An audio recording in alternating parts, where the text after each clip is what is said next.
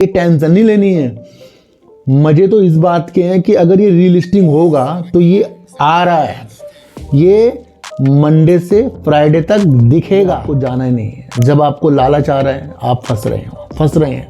तो फंसना आपको बिल्कुल भी नहीं है। मैं आपको इतनी सी बात बताऊँ, भैया कान पकड़ो। सबसे पहले ऐसी जगह आपको जाना ही नहीं है। जब आपको लालच आ रहा है, आपकी रणनीतियाँ, आपके जो भी शेयर हैं, अगर आपका कोई डीमैट अकाउंट वाला भाग जाए तो वो CDSL के पास जमा रहते हैं और फिर वो शेयर आपको मिल जाए। कि कंपनी को समझने से पहले भारत के अंदर टेक्सटाइल के ऊपर क्या क्या चीज़ें हो रही है उसको भी हमें समझना है। तब जाकर हमें ज़्यादा से ज़्यादा व्यापार समझ में आएगा।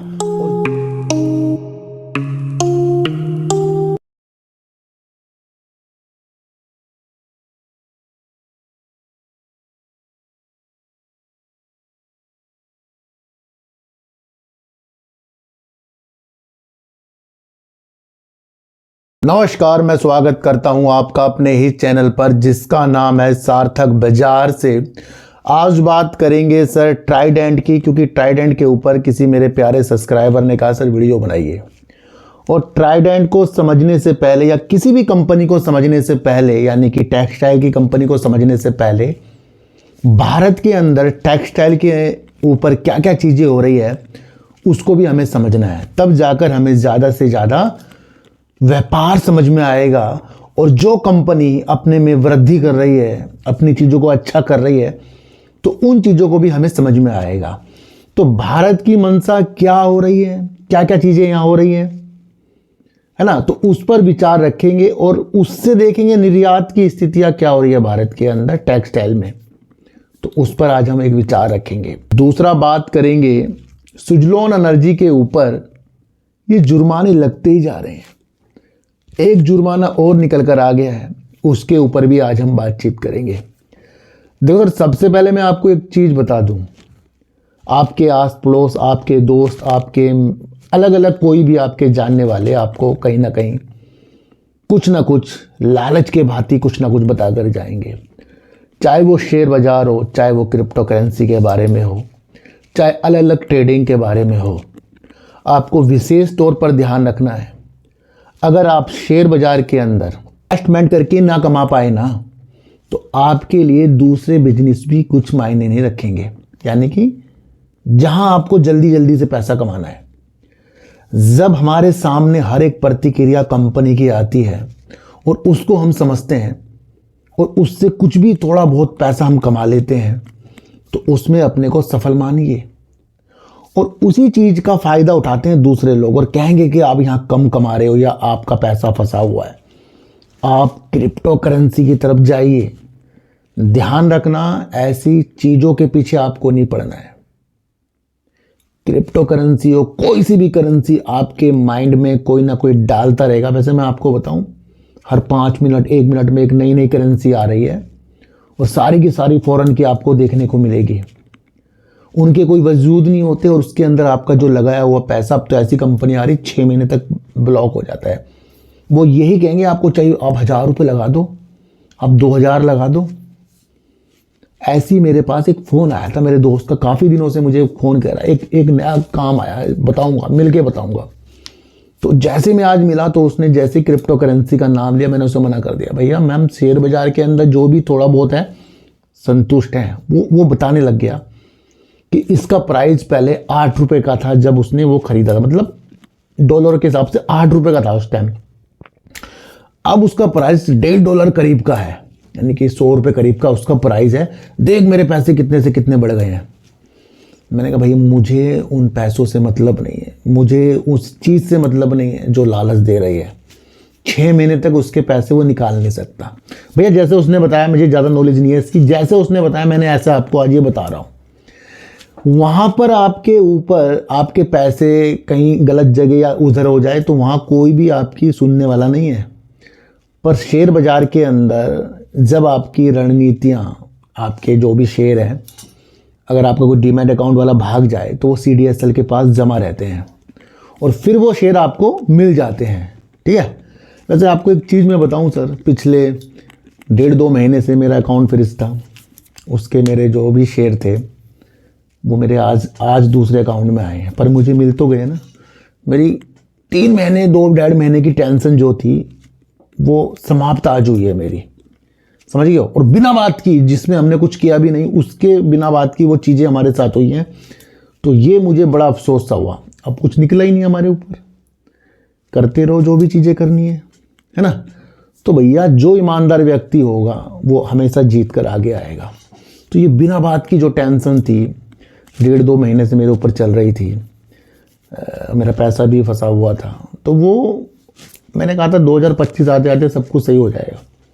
1 तारीख को ही मुझे एक गुड न्यूज़ मिली, 2 तारीख को अलग चीज़ मिली, 3 तारीख को अलग चीज़ मिली और आज वो चीज़ हो गई।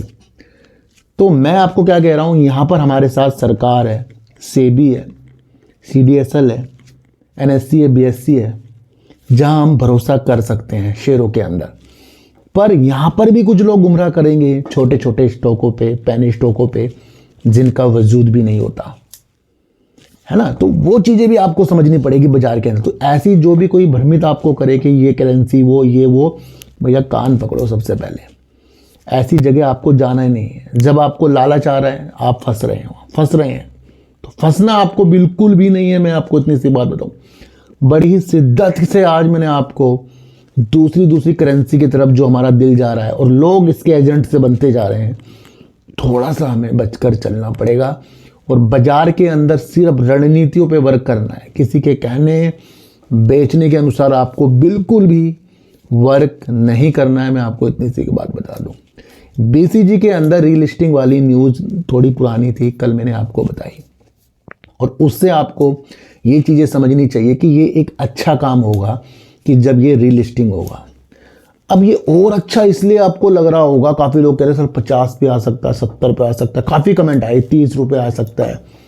अभी फ़िलहाल 10-11 रुपये करीब का शेयर है, तो अगर 50 में आए 40 में आए तो हम कैलकुलेशन करने लग जाएंगे उस हिसाब से।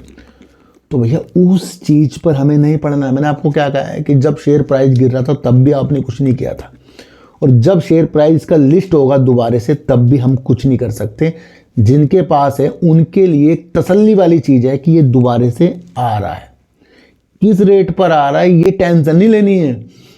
मजे तो इस बात के हैं कि अगर ये रीलिस्टिंग होगा तो ये आ रहा है, ये मंडे से फ्राइडे तक दिखेगा। इंपॉर्टेंट पार्ट वो है। बाजार के अंदर होले होले चीज़ों को समझिए, किसी के लालच में नहीं आना है, ठीक है। तो हमारे लिए क्या अच्छी चीज़ें होंगी कि ये रीलिस्ट होगा, और किस प्राइस पे होगा वो तो बात की बात है, पर ये होगा वो सबसे इंपॉर्टेंट बात है। तो उसका हमें वेट करना चाहिए। अभी समय सीमा इसकी नहीं आई है, तो अभी तसल्ली पूर्वक चीज़ों को साथ रखना चाहिए। जो भी रेट में आए स्वागत होगा, अगर अच्छे रेट में आए तो और अच्छा हमारे लिए होगा। तो इसलिए चीज़ों को हमें समझ कर चलना है, कभी भी गुमराह बिल्कुल भी नहीं होना है। अच्छा, एक चीज़ मैं आपको और बताऊं सर, कि सुजलोन एनर्जी के ऊपर एक अभी 173 करोड़ रुपए करीब का, यानी कि 178 करोड़ रुपए करीब का एक जुर्माना एक लगा। उसका भी उसने सुविधाजनक तौर पर निपटारा करके उस चीज़ को निपटाया, और उसका उसे रिफंड मिलने वाली न्यूज़ भी हमारे सामने आई। दूसरा, इसके ऊपर फिर से एक जुर्माना जो लगा है 87 करोड़ रुपए करीब वाला, उसका भी इसने सफलतापूर्वक काम किया है।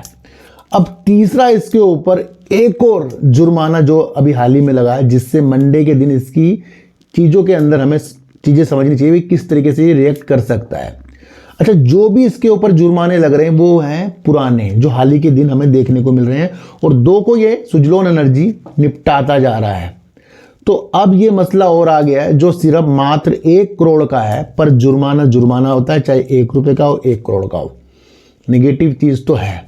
और ये जुर्माना जो है 2016-17 का है, और उसके अंदर ये चीज़ें दिखाई गई है कि अहमदाबाद आयकर विभाग के द्वारा 1.01 करोड़ का इनके ऊपर एक जुर्माना लगा दिया गया है, जो PF और ESI के अंदर अपनी भुगतान के अंदर इन्होंने जो देरी की है, प्राप्त नहीं हुआ है उनको, तो उसकी वजह से ये एक जुर्माना इनके ऊपर लग गया है, जहां पर 1.01 करोड़ का है। अब सुजलोन एनर्जी कह रहा भैया इसको भी वो अपील करेंगे, इसको भी ये चुनौती देंगे। 2 पहले जीत चुका है बड़े बड़े, अब ये 1 करोड़ का है। अब ये आपको देखना है कि ये सुजलोन एनर्जी उस चीज़ को जीतता कैसे है। तो ये जो न्यूज़ आ रही है, ये आ रही है पुरानी चीज़ों के ऊपर, ये चीज़ें आप समझना। और 2 को ये पहले निपटारा कर चुका है। इंपॉर्टेंट पार्ट वो है, क्रिसल ने इसकी रेटिंग बढ़ा रखी है और सबकी नज़रों में ये वाला शेयर है। और लक्ष्य हमारे 2030 के 500 गीगावाट के हैं।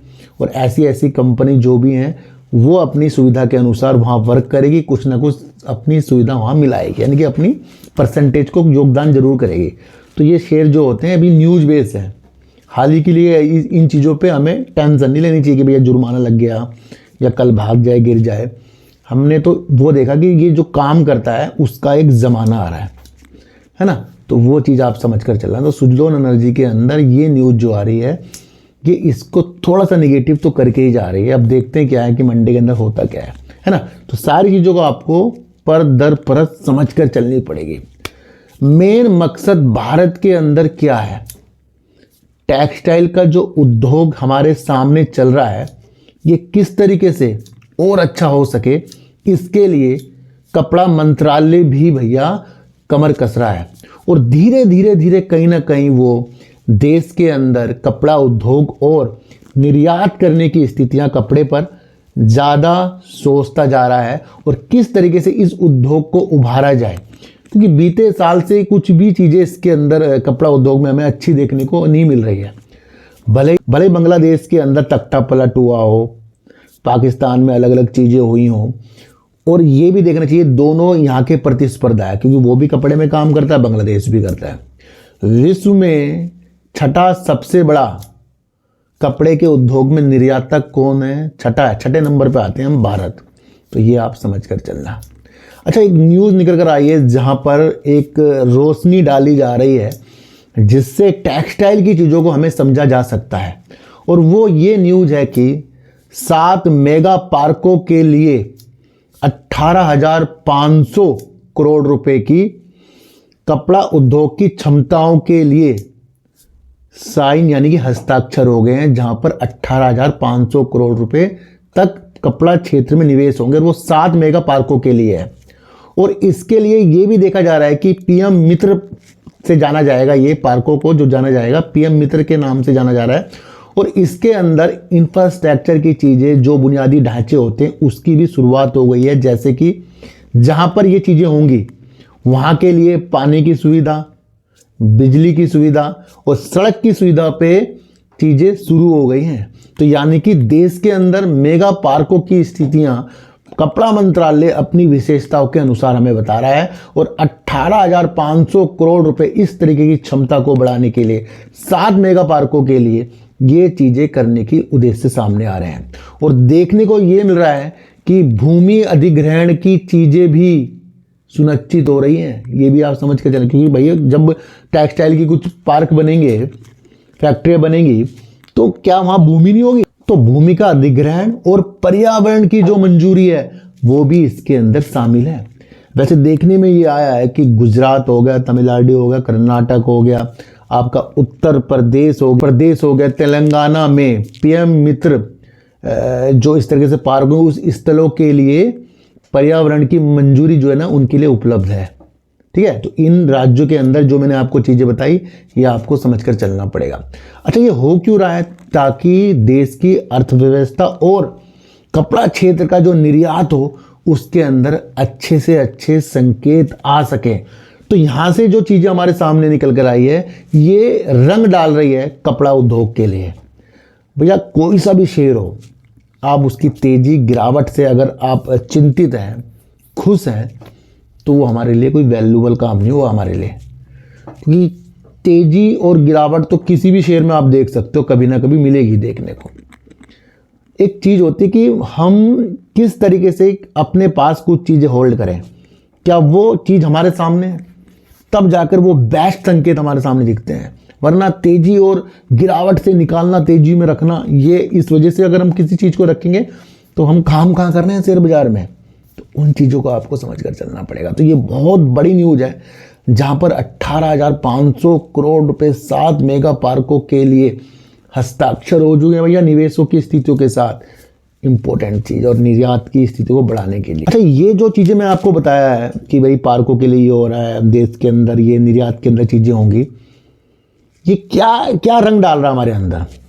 देखो सर, मान लो अगर आपको कोई टूर पर जाना है और आपके घर वाले टिकट बुक कर रहे हैं, आपके घर वाले पैकिंग कर रहे हैं, आपके घर वाले ऑनलाइन होटल बुक कर रहे हैं, तो आप बैठे बैठे वो चीज़ें देख रहे हो। आप ऑब्जर्व क्या कर रहे हो? आप ऑब्जर्व ये कर रहे हो कि हम कहीं ना कहीं घूमने जाएंगे, और वो किस दिन जाएंगे वो आपके पापा को पता है और पापा आपको बता ही देंगे। यानी जिस दिन पैकिंग बुकिंग हो रही है, शायद आप उस वक्त सोच लें कि जाएंगे भैया, आज ही जाएंगे, तो ये हमारी गलत फहमी हो जाती है, समझ रहे? तो इस तरीके से जो ये मेगा पार्कों के लिए जो चीज़ें हो रही हैं, और इसे हम ये समझ लें कि ये कल परसों के लिए चीज़ें हैं, तो ये हमारी गलत फहमी हो जाएगी। हमें चीज़ों को समझ में आना चाहिए। न्यूज़ बोल रही है सालों की चीज़ें, न्यूज़ कल परसों के लिए नहीं बोल रही है, न्यूज़ बोल रही है सालों की चीज़ें, आज और कल के लिए चीज़ें। क्योंकि भूमि का अधिग्रहण, पर्यावरण की जो मंजूरी है, सड़क है, पानी है, बिजली है, वहाँ पार्कों तक जाना जहाँ कपड़े की चीज़ें होंगी, तो ये काफ़ी दिन फिर निर्यात की चीज़ें होंगी, है ना। तो बेस्ट न्यूज़ है, इस न्यूज़ को आपको समझ कर चलना पड़ेगा। देखो सर, भारत छठे सबसे बड़ा निर्यात का खिलाड़ी है, ये आप समझना, और जिसकी विश्व में वस्त्र निर्यात के लिए 3.91% की हिस्सेदारी है, और इस हिस्सेदारी को बढ़ाकर ही भारत दम लेगा। मैं आपको बताऊं, कपड़ा मंत्रालय कमर कस रहा है। और दूसरा, घरेलू कपड़ा और परिधान उत्पादन लगभग 175 बिलियन डॉलर तक का है लगभग, तो ये भी आप समझ कर चलना। तो जहां निर्यात की स्थिति हमारे सामने अच्छी आएंगी, वहां अच्छे ही संकेत है। वित्त वर्ष 2024-25 की अगर हम चीजें अप्रैल से अक्टूबर तक देखें, तो यहाँ पर भी भारत ने निर्यात के क्षेत्र में बढ़ोतरी की है, और वो बढ़ोतरी हुई है जो 7% बढ़कर 21.35 बिलियन डॉलर तक की वृद्धि हुई है, जो वित्त वर्ष 23-24 में लगभग 20 अरब डॉलर तक की थी। तो कितनी स्थितियां निर्यात में बढ़ रही हैं। तो निर्यात के स्थितियों से आपको समझना चाहिए। वैसे मैं आपको एक चीज़ बताऊं, 122 देशों में तैयार उत्पाद ने कपड़ा क्षेत्र में कौन ज़्यादा करता है? ट्राइडेंट करता है। तो अब हम ये न्यूज़ के बाद ट्राइडेंट पर आते हैं। दूसरा, अभी आपको याद होगा कि ट्राइडेंट ने कहा था कि 3000 करोड़ रुपए वो मध्य प्रदेश के वस्त्र उद्योग के अंदर निवेश करने की स्थितियों के साथ आगे बढ़ रहा है, और मध्य प्रदेश का जो कपड़ा व्यापार है कहीं ना कहीं परिस्थितियों के साथ उसे अच्छा लगता जा रहा है, और उस पर विश्वास है, तभी तो जाकर 3000 करोड़ रुपए निवेश वो कर रहा है। दूसरा, इसके पास जो कर्मचारी है 12,000 कर्मचारी हैं, और इस निवेश से वहां पर कर्मचारी यानी कर्मचारी और भी रखने पड़ेंगे, तो 15,000 कर्मचारी हो जाएंगे। तो इतनी बड़ी टीम तो ट्राइडेंट के पास है। दूसरा, इससे पहले भी 5,000 करोड़ रुपए निवेश करके बैठा है मध्य प्रदेश में। कौन? ट्राइडेंट। तो ट्राइडेंट छोटा खिलाड़ी नहीं है, बड़ी कंपनी है देश की, और ज्यादा से ज्यादा निर्यात पर दिमाग लगाती है, और घरेलू उद्योग के अंदर भी बढ़ावा ज़्यादा से ज़्यादा अपने को दे रही है। अपने एडवर्टाइजमेंट किससे कराती है? करीना कपूर से कराती है। तो ये भी आप समझ कर चलना, है ना। तो ये 3000 करोड़ रुपए वाली न्यूज़ आपको हाल ही हफ्तों के अंदर देखने को मिली है, पर ये इंपॉर्टेंट न्यूज़ है, क्योंकि एक तो कर्मचारी की संख्या बढ़ेगी, और जब किसी भी कंपनी के अंदर कर्मचारी की संख्या बढ़ रही है, तो समझ लो उससे आप उसका व्यापार बढ़ रहा है, कि वहाँ ज़्यादा काम होगा। तो इम्पोर्टेंट न्यूज ये थी। दूसरा, अगर आप एक चीज़ समझें, ट्राइडेंट है ना सिर्फ कपड़े पे वर्क नहीं करता भाई, टेक्सटाइल का इसका काम है भैया, ये पेपर पे भी वर्क करता है, केमिकल पे भी वर्क करता है, पावर पे भी वर्क करता है ये कंपनी। और टेक्सटाइल में भैया इनकी चादरें, तौलिया तो नंबर 1 तक की चीज़ों के साथ आती हैं। बड़े बड़े होटलों के अंदर इनकी चादरों की चीज़ें जाती हैं, ये समझ कर आप चलना। दूसरा, दुनिया का सबसे बड़ा ये निर्माता है किसके अंदर? जिसके अंदर गेहूं के भुस्से से ये कागज बनाता है, इससे बड़ा है ट्राइडेंट। तो ये भी आप समझ कर चलना। मार्केट कैप अगर इस कंपनी की हम देखें तो 17,372 करोड़ की मार्केट कैप है। 34 रुपए करीब का शेयर चल रहा है। 52 रुपए करीब का कंपनी ने हाई लगा रखा है, और 31 रुपए कंपनी का लो है। तो फिलहाल तो अपने लो के हिसाब से ही चल रहा है। तो ये भी आप समझ कर लेना। सितंबर 2024 में कंपनी ने करीब 1713 करोड़ की सेल्स की थी। तो उधर सेल्स अगर आप समझे 1713 करोड़ कितना होता है, ये आप कुछ सोचो, है ना। हम प्राइस के हिसाब से नहीं देख रहे, हम तो देख रहे हैं इसकी शेयर प्राइस के हिसाब से नहीं देख रहे, हम देख रहे हैं कि ये कितना ज़्यादा सेल कर रहा है, 1713 करोड़, और करीब करीब 83 करोड़ कंपनी ने प्रॉफिट किया। तो कंपनी प्रॉफिट में है, ये आप समझ कर चलना। रिजर्व की अगर हम बात करें तो कंपनी के पास जो रिजर्व है 3,776 करोड़ का रिजर्व है, 1,614 करोड़ का कंपनी के अंदर उधार है। प्रमोटर अपनी होल्डिंग को जू के तू बनाकर बैठे हैं भैया 73.19%। एफआई थोड़े से बड़े हैं जो % के हैं, और डीआईएस भी थोड़े से बड़े हैं 0.07% के हैं। पब्लिक थोड़ी सी कम हुई है 22.36%, अन्य 1.26% के इसके अंदर है। तो ये इसका शेयर होल्डिंग पैटर्न था। फंडामेंटल कंपनी मजबूत है। राजेंद्र गुप्ता जी जो इसके चेयरमैन है, उनका जो दिशा निर्देश है वाकई काबिल तारीफ है। इस कंपनी को उठाने में राजेंद्र गुप्ता जी की बहुत बड़ा योगदान है। जमीन से ऊपर तक गए हैं वो, तो उनको पता है कि किस तरीके से कर्मचारियों के साथ रख रखाव करना, मैनेजमेंट को कैसे करना है, काम को कैसे बढ़ाना है। लुधियाना की ये कंपनी है ट्राइडेंट, तो ये आप समझ के चलना। आज मैंने ट्राइडेंट को आपको उसके निवेश के अनुसार, उसके फंडामेंटल के अनुसार, और भारत के अंदर जो निर्यात की स्थिति वाली एक चीज़ें हैं, दूसरा 18,500 करोड़ रुपए जो भारत के अंदर टेक्सटाइल जो 7 PM मित्र जो टेक्सटाइल की चीज़ें यहाँ पर पार्क के लिए होने वाली हैं, उसके अंदर 18,500 करोड़ का जो निवेश है, मजबूती के संकेत टेक्सटाइल के अंदर दिखा रहा है ना। तो हमें वो चीज़ें भी समझकर चलनी पड़ेगी। भैया शेयर प्राइस गिरे या उठे मुझे उससे कोई भी लेना देना नहीं, मैं आपको बता दूं। मैंने तो आपको वो चीज़ें बता रहा हूँ जहाँ से हमें समझ में आए कि हाँ ये शेयर मेरे पास है तो क्यों है, किस लिए है, क्या इसका काम है। वरना कोई भी अंधे से खरीदने बेचने के ना तो सुजलोन में है ना ट्राइडेंट में है। न्यूज आई है, न्यूज को बस मैंने आपको अलग ढंग से ही बताया है। तो BCG अगर रीलिस्टिंग किसी भी रेट पर करे उसे स्वीकार कीजिए, और स्वीकार इसलिए भी करना पड़ेगा कि हम कर ही क्या सकते हैं, क्योंकि मंडे टू मंडे दिखता है। अगर डिसलिस्ट भी हो जाएगा तब भी हम कुछ नहीं कर सकते थे। ये तो एक हमारे लिए अपॉर्चुनिटी है कि ये दोबारा आ रहा है, तो उसका हमें स्वागत करना पड़ेगा। ये नहीं कि हमें 50 पे देखना, 70 पे, 80 पे, नहीं सर, ये अभी तो बॉल हमारे पास ही नहीं है, चीज़ों को समझो। दूसरा, सुजलोन एनर्जी ने जहां 2 पहले अपने ऊपर जुर्माने जो लगे थे उसका निपटारा किया, तीसरा एक और निकल कर आ गया जो 1 करोड़ करीब का है। अब देखते हैं सुजलोन एनर्जी इसके अंदर क्या चीज़ें वो करता है। तो सर समय समय पर अपने को अपडेट करते रहिए, और न्यूज़ से ज़्यादा अपडेट रहिए। किसी की बातों में आपको आना नहीं है। कोई सी भी करेंसी हो, निवेश करने से पहले माइंड को लड़ाइए, और शेयर बाजार को समझने से पहले ये समझिए कि अगर हम सही ढंग से काम करेंगे तो वाकिफ है कि हम एक अच्छे इन्वेस्टर बन सकते हैं। तो खरीदने बेचने की नीति किसी भी तरीके से आपको बिल्कुल भी नहीं बता रहा हूँ। तो सर सच्ची उड़ देखिए, अच्छी उड़ देखिए, समझ कर देखिए। किसी की भी बातों में आपको आना नहीं, चाहे मैं क्यों ना हूँ।